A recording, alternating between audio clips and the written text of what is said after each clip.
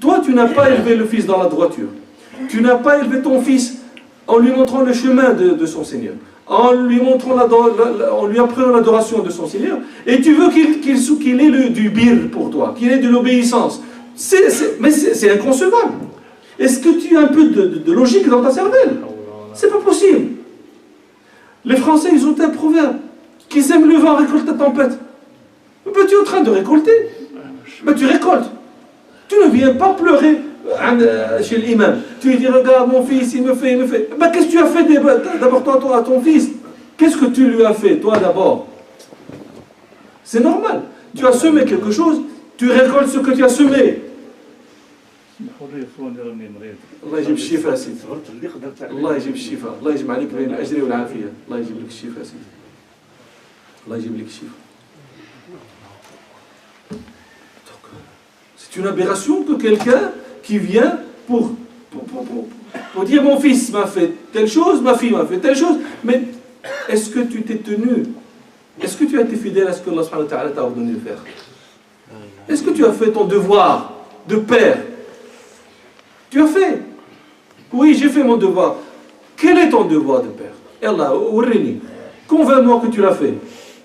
Ben oui, je l'ai fait, j'ai conduit à l'école, j'ai donné à manger, j'ai donné à boire, j'ai donné à vêtir, etc. J'ai donné l'argent de poche. Tu ne conçois pas, tu n'as pas la conception qu'il faut pour le devoir du père, malheureusement. Si c'est ça le devoir du père pour toi, malheureusement, tu n'as rien compris à l'histoire. Tout ce que tu viens de dire, c'est bien, c'est une bonne chose, c'est ton devoir. Mais où est l'autre volet du devoir? De l'élever dans la droiture. Quand le prophète t'ordonne d'ordonner à ton fils de faire sa prière quand il a 7 ans, est-ce que tu as fait? Est-ce que tu as fait? Non, tu as négligé. Et quand bien même, il y en a les assidus parmi nous qui font, quand il y a l'Isha et le Subh, c'est une autre histoire. On ne le réveille jamais pour la prière du Subh. Jamais. Sauf peut-être le samedi et le dimanche parce qu'il n'a pas école. Qu'est-ce qu'il apprend ce jeune? Que l'école, c'est plus important que la salat. Donc, ce qui relève bien est beaucoup plus important que ce qui relève de la religion. Ça, c'est déjà une règle que tu lui inculques. Si tu ne piques que ça, fais ça. Ça s'élève avec lui. Malheureusement, tu lui apprends pas à faire le wudu pour faire la salat. Tu dis, mais non, c'est un enfant. Oui, mais c'est un enfant, oui, que tu ne montres pas quelque chose que j'ignore. J'ai bien mes yeux, je vois que c'est un enfant. Pourquoi tu me dis que c'est un enfant? Est-ce que je te dis, moi, que c'est un jeune homme? Est-ce que je te dis que c'est une femme? Je sais bien que c'est un enfant. Pourquoi tu me dis c'est un enfant? Moi, tu comprends comment est-ce que ça se passe? C'est un enfant. Et alors? Le prophète sallallahu alayhi wa sallam, il est encore plus... Il a plus d'amour pour ton enfant que toi-même tu en as pour lui. Est-ce que tu comprends ceci? Et celui-ci, qui a tellement d'amour pour ton enfant, et lui-même te dit, ordonne-lui de faire sa prière. Mais toi tu ne veux pas, tu n'en fais qu'à ta tête. Tu récoltes. Tu ne viens pas pleurer parce que le chemin t'est montré, tu ne veux pas. Tu penses que tu comprends mieux que les savantes. Tu dis, parce qu'il regarde le savant, là-bas, qu'est-ce qu'il comprend celui-là, nos problèmes du XXIe siècle? C'est quelqu'un qui vit encore avec les Bédouins dont on a parlé tout à l'heure. J'aimerais bien cette délicatesse. Oh. Il ne comprend rien. Maintenant, c'est l'iPad, c'est l'iPhone, c'est tablette, etc. Tu comprends rien. Je sens, l'enfant a besoin de 8 heures de sommeil. D'abord, tu penses que tu es tombé à la غابرة اللي ما عرفوها حتى واحد كي أنت الناس يقولها. أنا فهم أنه الناس خصهم ينعسوا الدراري. أنت فهمتي هذا الشيء اللي ما لم يفهمه أحد من الأولين والآخرين. فرحان بعقلك انت دابا تيبان لك راسك راك فاهم وعندك العقل كتقول العلماء فاهمين والو الدري نعس مع 10 وغادي نفيقوه مع 4 الصباح ويلا نعس 6 السوايع كاع الاطباء تيقولوا دابا انت زعما واعر فهمتي يوم اللي فهمتي بقى فاهم ولاش تجي تصد علينا تقول لي يا ولدي راه دار لي سير اخويا بقى فاهم وسير عند اطباء يعالجوا لك. كانوا تيقول لك نعس سير دابا يقول لك دكليشي كاينه باش يبقى ناعس تيموت كاع وتينا. علاش غتبقى تصد علينا كاع؟ ما كتصناش تدير اللي قال لك راسك كتحرك راسك فاهم كلشي. الناس ما فاهمين والو. راه انت حماق اللي كيتحسب ليه راسو راه هو دابا عاش في هذا الوقت فاهم كلشي. وهاد العلماء مساكن هادو مسكين شوف قبو يلا انت تصلح يموت شي حد نعيطوا عليه يموت في الحياه انت ما صالح. ولكن في اللي يموت ديك الساعه اجي قلنا البركه وصافي ومن بعد تيموت شي حد تدخلوا نتلاقاو. السلام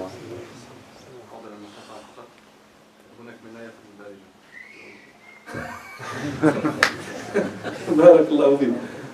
طيب والمشكلة أنه أخبرت أن هناك من لا يفهم العربية الفصحى. هو كل سيأخذ ما كتب له أن يسمع. وأنتم ترون أنا أود أن أكلمكم في لسان واحد، لكن مشكلتكم أنكم لا تفهمون. ليس جميعكم يفهم لسان واحدا. فبين الناس من عجائز المغاربة من لا يفهم العربية الفصحى يبغي الدارجة، ومن أنت أخونا الآن لا يفهم الدارجة ويريد العربية الفصحى، ومنهم من لا يفهم هذه ولا هذه باغي فرنساوية. والفضيحة هي شي واحد قال لي انت الفرنسي وانت تفهمها هذا خلينا نقول له ما كامل ندير. فعلى كل حال أقول لهذا الإنسان أنت الآن هل صنعت هذا الذي أمرك الرسول صلى الله عليه وسلم أن تصنعه؟ لا لم تفعل. وأنا ضربت مثال بالصلاة، هذا مثال فقط. وإلا فكل ما أرشدك إليه الإسلام فيما يتعلق بالأبناء ففي مصلحتك. أنت تجني ربحه، أنت تجني فائدته، لكنك تضيع.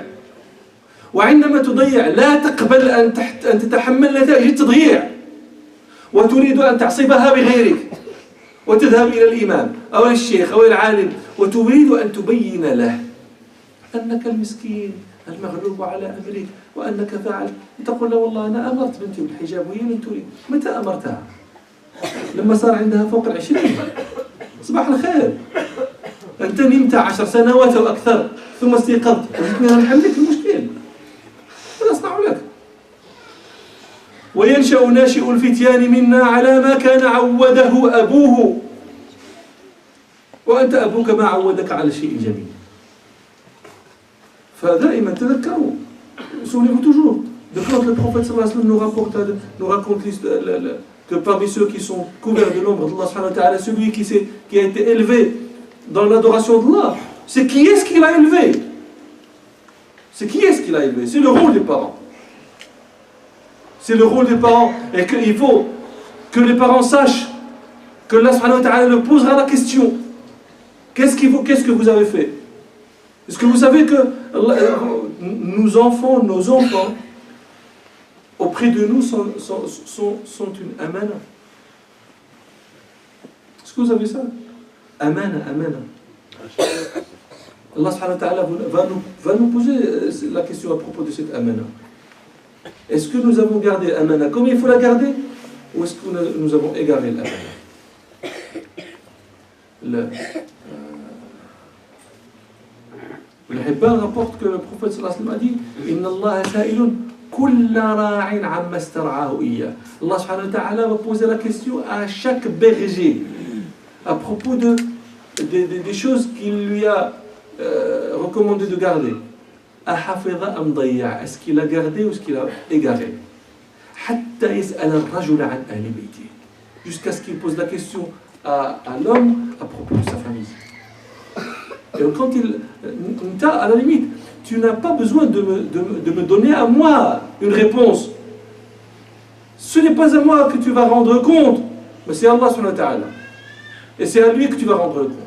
Et c'est à lui qu'il faudra que tu donnes la réponse. Et c'est à lui qu'il faudra que tu donnes une réponse qui te soit bénéfique, si tu peux en avoir. Et tu ne pourras en avoir que si tu fais ton devoir. Si tu ne fais pas ton devoir, voilà ça.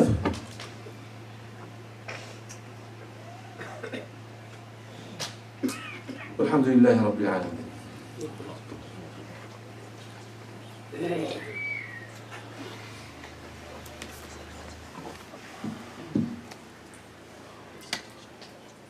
إن شاء الله إذا كان أسئلة كنجيكم بخير. الإخوان كيعطيو وراق السيلو في هذه الأسئلة وجدها جزاكم الله خير. Ceux et celles qui ont des questions, Inch'Allah, qu'ils les préparent. On va les donner au Cheikh. Il va répondre en fonction, il répondra peut-être pas à toutes les questions. Mais on va essayer d'en passer, Inch'Allah, quelques-unes. Vous savez, je vais raconter une histoire qui m'a été dite personnellement. Il y avait quelqu'un que je connaissais, il avait un bon poste dans une très grande société au Maroc. Dans une très grande société au Maroc. Il avait un poste important, un bon salaire, etc. Un jour, il vient, il me pose une question. Il me dit, je veux prendre ton opinion sur une chose. Il me dit, vas-y. Il me dit, mon père, il est malade depuis longtemps. Il me dit, il ne boit plus, il ne mange plus. Oui. J'ai une sœur qui est médecin et nous lui avons introduit un tuyau. Et par ce tuyau, nous lui donnons la nourriture et l'eau. Par ce tuyau. Je dis, oui, c'est quoi ta question? Il me dit, est-ce qu'on peut retirer le tuyau? Là, je ne comprends plus rien. Vous savez, tout à coup, j'ai de l'obscurité devant mes yeux, je ne comprends plus rien. Je dis, répète l'histoire. Il me dit, voilà, est-ce qu'on peut retirer ce tuyau? Je lui dis, alors moi, je vais te corriger la question. Ta question est, est-ce qu'on peut tuer notre père? C'est ça la question qu'il faut que tu me poses. Toi-même, tu me dis, sans ce tuyau, il ne boit pas, il ne mange pas. Il me dit oui. Je lui dis, et tu veux retirer le tuyau? Il me dit oui. Ben, tu veux tuer ton père alors? C'est ça la question. Dis-moi, est-ce qu'il est permis en islam que l'enfant tue son père? Voilà la question qu'il faut que tu me poses. Bien sûr, il est parti. Cette famille-là, ces enfants, ils n'avaient aucun problème financier pour leur père. À la limite, ils pouvaient embaucher une infirmière à plein temps pour leur père. Et donner un salaire, et puis c'est tout. Mais je pense, mon opinion est que lui a égaré ce qu'il fallait. Il n'a pas fait son devoir. Après, quand il a eu besoin de ses enfants, il ne les a pas trouvés. Il a trouvé des assassins. C'est un assassin, on a dit que sa sœur est une complice.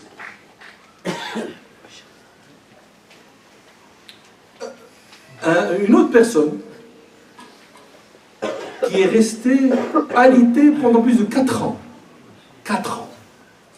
Alitée. Vous savez, quelqu'un qui reste étendu sur un lit, qu'il soit le plus doux possible, le plus doux imaginable, c'est son corps. Vous savez, c'est comme il aura comme des brûlures sur les endroits. Il faut que tout le temps qu'il soit mis qu'il soit bougé. Il faut qu'il se mette sur un côté puis sur un autre. Il faut à n'importe quel instant de la journée, tu entres pour rendre visite à cette personne, tu la trouves, tu ne sens aucune mauvaise odeur. Tout est propre. Jusqu'à ces moustaches qui étaient coupées comme il faut, jusqu'à sa barbe qui était par ses filles. Il avait 3 filles et elles se mettaient tour à tour pour leur père. À n'importe quel moment que tu entres, lui il ne bouge pas. Il fait tout dans des couches. Jamais tu n'entres. À l'improviste, tu trouves une odeur. Tu trouves qu'ils sentent même la sueur. Rien. 4 ans. Un travail quotidien pour des femmes qui sont elles-mêmes âgées, malades, qui ont leur propre famille à gérer. Et pourtant, elles n'ont jamais délaissé leur père jusqu'à ce qu'il décède.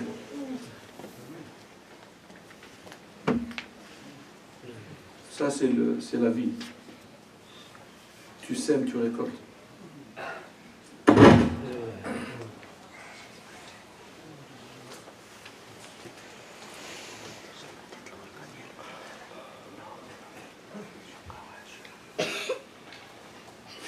يقول: ما نصيحتكم لمن يرى أن الإصلاح الحقيقي الذي لا مرية فيه هو جمع الناس بشتى أطيافهم على قول واحد بحجة اتباع الدليل، وأن الاختلاف كله شر وأنه منبوذ شرعا؟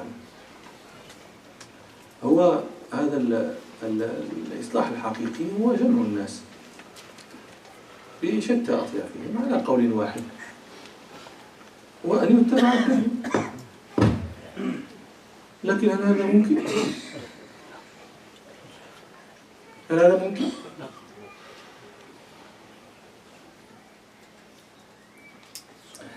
لو كان ممكنا لما اختلف أصحاب الرسول صلى الله عليه وسلم في مسائل الفقه. لم يختلفوا وهم اختلفوا.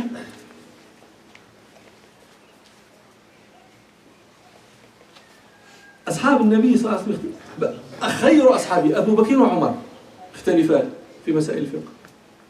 يعني أبو بكر لم يتبع الدليل أو عمر هو الذي لم يتبع الدليل؟ من الذي لم يتبع الدليل؟ عبد الله بن عباس ويختلف مع زيد بن ثابت، أيهما الذي لم يتبع الدليل؟ عبد الله بن عباس أو زيد بن ثابت؟ طيب سعيد بن مسيب، الزهري، سفيان بن عيينة، سفيان الثوري، الليث بن سعد، هذو ناس عندما يختلفون من الذي لم يتبع الدليل؟ البخاري يختلف مع أبو زرع الرازي ولا مع محمد بن يحيى الذهلي الخلاف العظيم، أيهما لم يتبع الدليل؟ البخاري ولا محمد بن يحيى الذهلي؟ كلاهما إمام. أنت الآن هذه القصة تظن أن محبوسة غير عندك، أنه هاد الناس هادو ما تيتبعوش الدليل وهادو خصهم يجي. لا إلا درتي هاد المنهج خصك تبدا من الأول، ماشي تجي عندي بدا من الأول. ملي توصل عندي أنا ديك الساعة نمشي معاك، ولكن بدا من الأول، ماشي تبدا بالتفيق تبان لك أنا تجي تبدا بيا. لا ما تبداش بيا أنا راه الآخر، راه عندك واحد 14 قرن قبل مني ديال الاختلاف. ثم لما تقول لي بحجة اتباع الدليل، كاين مشكل. شنو تقصد باتباع الدليل؟ على هاد العلماء دابا ما تيتبعوش الدليل. انا باغي نفهم هذا الكلام تيتقال، ولكن ما عمرنا ما كنسمع الانسان تيقول يعني فين هذا الانسان وريني شنو معنى تتبع الدليل.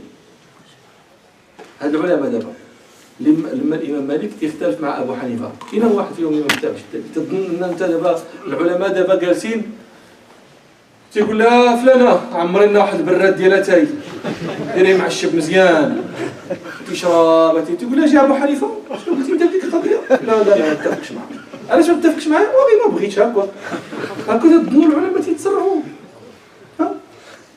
واش انت تتسحب لكم القضيه هكا؟ ان الانسان تينعس حتى كينعس وبعد يتخيل في الاحكام. كلهم تيتبعوا الدليل. لكن انت اش تظن؟ كتظن لما مثلا تيجي الفقيه ويقريك الرساله ابن ابي زيد، ولا يقريك البشار ويقول لك راه فرائض الوضوء مثلا فرائض الوضوء 12 فنيه بقلبه معتبره ثانيه كبيره الاحرام، يبدا يفسر لك هذا الشيء، هذا راه ما تيتبعش الدليل. ولما نجي انا ونفتح لك مثلا نيل الاوطار ونقول لك قال رسول الله صلى الله عليه وسلم كذا وكذا، يعني نستفيد من هذا الحديث انه كذا وكذا، انا متبع الدليل. وراه انت احمق، انت ما تفهمش. الا تسحب لك هذا هو القضيه انت ما تفهم كاع. على هادو اللي تيقولوا هذا مين جابوها؟ هذه فرائض الصلاه 12 مين جابوها؟ تخيلوها انت هي من الدليل، غير ما ذكرولكش. علاش؟ لان واحد من النوع ديال التاليف هكا داير ما ذكرولكش. ولكن انت لما تيجي هذا وتيقول لك قال رسول الله صلى الله عليه وسلم كذا، اذا نستفيد من هذا الحديث ان المساله الفلانيه واجبه، والمساله الفلانيه يختلفوا فيها العلماء، مثلا فيها خلاف، كاين اللي تيقول واجبه وكاين تيقول مستحبه ما واجباش. انت غتقول هذوك اللي تيقولوا مستحبه ما متبعينش الدليل، لان الدليل هو تيقول واجبه. لا، الدليل كما بينت لك انا، كما فسرت لك انا. ولكن غدا ولا بعد غدا انا ما بقيتش مقتنع بهذا الكلام وتبدل لي الاجتهاد، غادي نعاود نفسر لك هذا الدليل بانه مستحب، وانت ديما متبع الدليل وانت ما متبعش الدليل، انت متبعني انا تنبين لك الدليل. وبالله دابا اما احسن لك اتبع مالك يوريك الدليل، اتبع سعيد الكمال يوريك الدليل. أما أحسن لك أيهما أعرف بالله، أيهما أعلم بالله، أيهما أخشى لله، أيهما أتقى لله، مالك ولا سعيد الكمال؟ حشومة كاع يذكروا بجوج كلام واحد، حشومة. ومع ذلك هذاك اللي تيتبع مالك يتقال له مقلد، وهذاك تيجي يفسر له سعيد الكمال يتقال له تيتبع الدليل. واش هادو عقولهم؟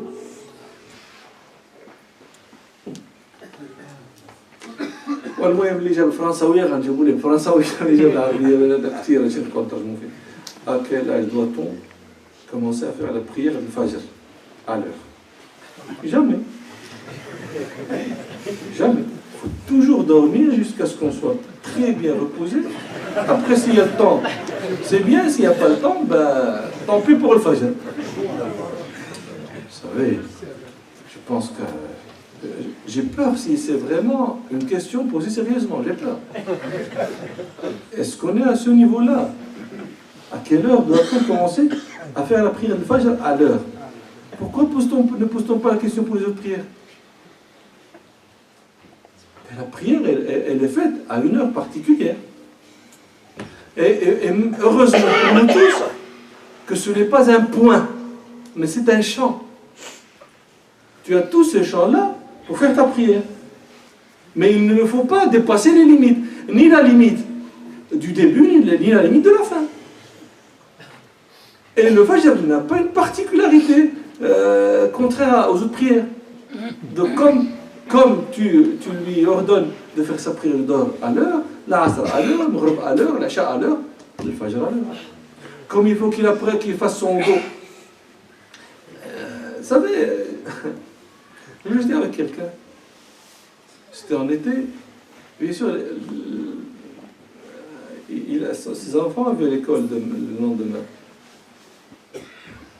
Il avait l'habitude, quand j'étais chez lui, ils habitaient loin d'une mosquée, on faisait le salat chez eux, et puis moi je suis l'ami du grand-père.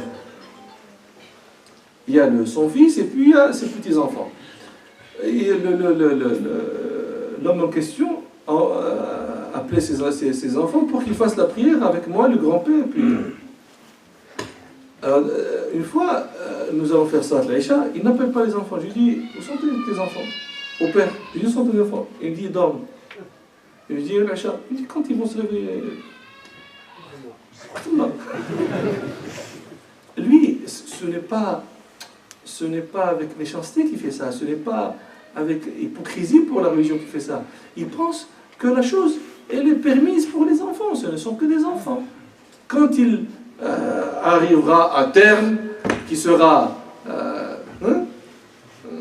majeur, et bien à ce moment-là, il devra faire sa prière à l'heure. Je dis non. Je dis non. C'est vrai. Maintenant, il peut à la limite dormir. Il peut dormir pendant toutes les salades. Ce n'est pas écrit. Mais le malheur pour eux, et pour toi aussi, c'est quand ils arriveront à la majorité, ils n'auront pas pris cette habitude de faire la prière à son temps. Et là, tu vas commencer à avoir, comme vous dites, à galérer. C'est un problème. Et après, tu viendras me voir, tu me dis, écoute, je fais ce que je là, tu n'as pas fait de j'ai très bien, non, je بغيتي ينعس بغيتي كذا ودابا ولا هو باغي ينعس انت بغيتي يفيق مابقاش هو بغا يفيق qu'est-ce que tu veux faire? Il faut prendre la chose un peu au sérieux. Il faut prendre la chose un peu au sérieux. Vous savez, c'est une habitude à prendre. Un jour j'écoutais, parce que là maintenant les gens vous disent oh, c'est beaucoup, c'est pénible pour l'enfant, c'est perturbant pour lui. Ils ne comprennent rien. Un jour j'entendais Jackie Chan raconter son enfance. Vous savez, Jackie Chan, il a étudié, il a grandi dans une école ce n'est pas une école d'arts martiaux, mais c'est une école d'art folklorique chez eux. C'est comme pour nous, c'est une internat où ils apprenaient les arts qu'ils appelaient eux les arts folkloriques. Vous savez, ils racontent chaque jour, il devait donner 4000 coups de pied. 4000 coups de pied chaque jour. Ah, ou le pénible. Ah, ou le pénible. C'est ça le pénible. C'est pas le fait de le réveiller pendant 10 minutes et après il va retourner faire dodo, comme vous dites. Là, 4000 coups de pied pour un enfant. Après, quand les gens voient Jackie Chan, ils ne comprennent pas. Eh ben, Jackie Chan, il a galéré pour être Jackie Chan. Ah, c'est vraiment 4000 coups de pied. Il y a une époque, je faisais un peu de sport. Il y avait un exercice qui consistait à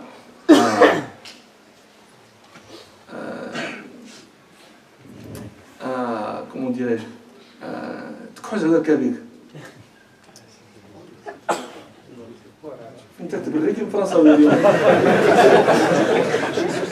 c'est pas marché. Je dirais même pas glisser sur les genoux. Vous savez, quand vous... Non, voilà, mais sur les genoux. Ramper, pas tout à fait ramper, mais vous voyez comment. C'est comme je vous disais, faites un aller-retour sur vos genoux. Vous voyez comment. Bon, la salle de sport, peut-être qu'elle n'arrivait pas à votre... Je pense...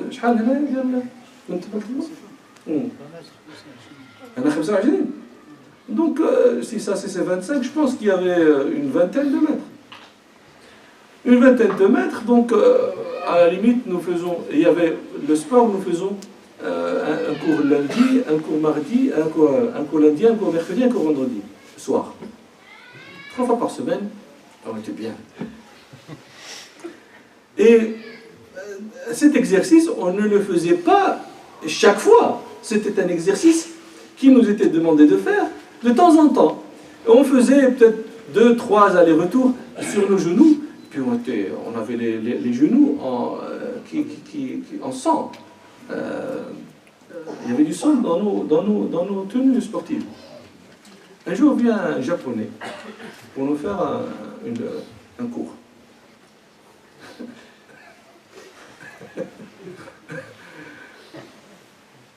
On ne faisait pas du sport. Après, le Japonais, quand il nous a parlé, on s'est rendu à l'évidence.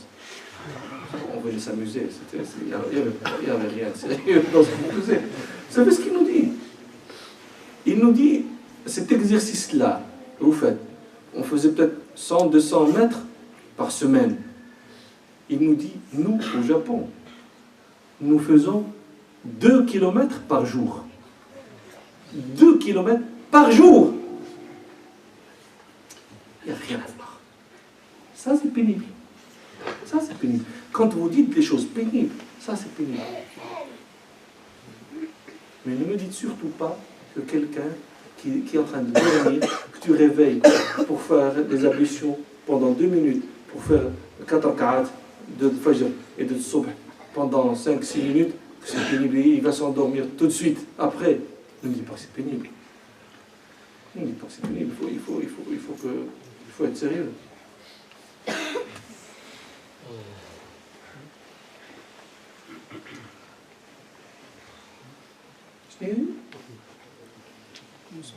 Comment?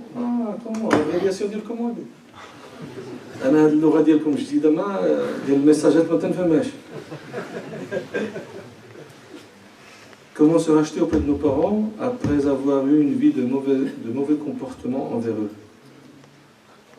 Et inversement, comment les parents peuvent se racheter auprès de leurs enfants lorsque celui-ci a arrêté son éducation?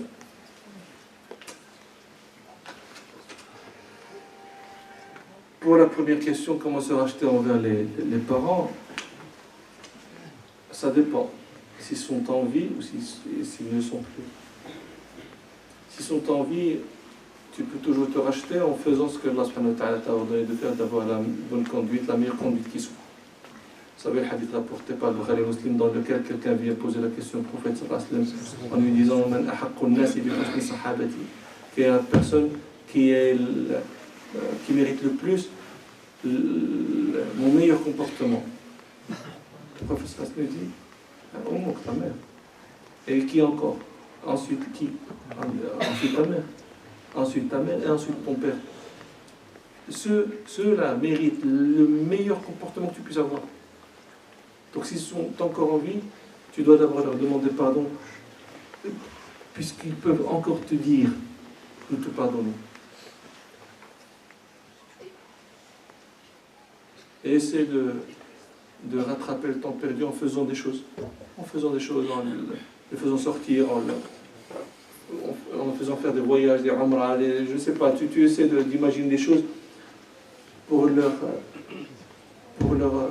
sortir des doigts pour toi qui viennent du cœur, pour avoir un pardon qui est sincère de leur part. Et s'ils sont morts, c'est un malheur pour toi. C'est vraiment un malheur. Mais tu as une solution qui peut peut-être être bénéfique à condition de lui joindre le doigt. C'est le fait de voir leurs amis. S'ils ont des amis, s'ils ont quelqu'un qui avait de la tendresse avec tes parents, qui avait des sentiments, ben essaie de ces choses-là que tu n'as pas faites avec tes parents, que tu les fasses avec les amis de tes parents. Parce que dans un hadith, le prophète sallallahu alayhi wa sallam dit min bir al-insan biwalidayh, des choses qui relèvent du bir envers les parents, c'est d'avoir du bir envers les gens que tes parents aimaient. An yabar al-insanu ahla mawaddati. Essaye de chercher ça et j'espère pour toi que ça va être bénéfique.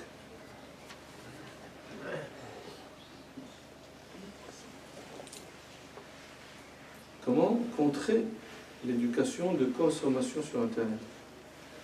De ne pas s'abonner à Internet.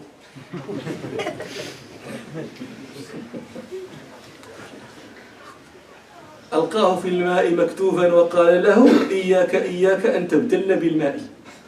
هو وكتفو ولاحو في البحر وقال لي عندك تفزك. لا ما غنفزكش غير غادي نغرق غير ما نفزك ما غنفزك.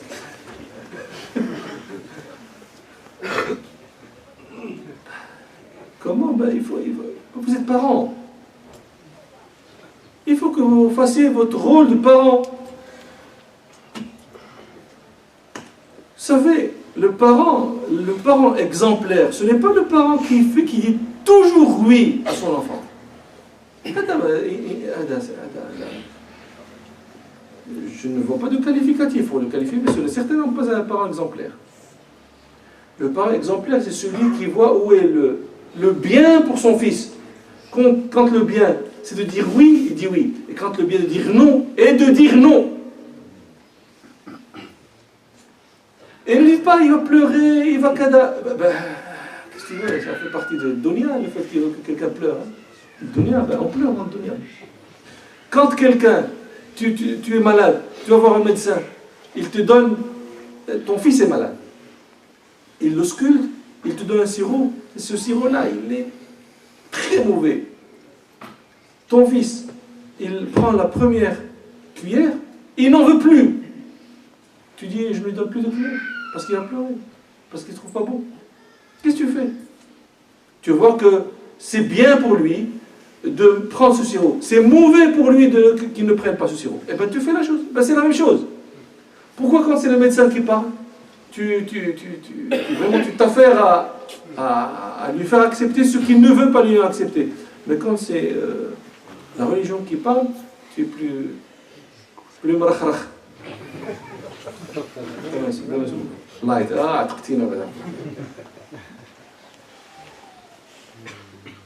Il faut que vous ayez il faut que vous sachiez ce que vous avez.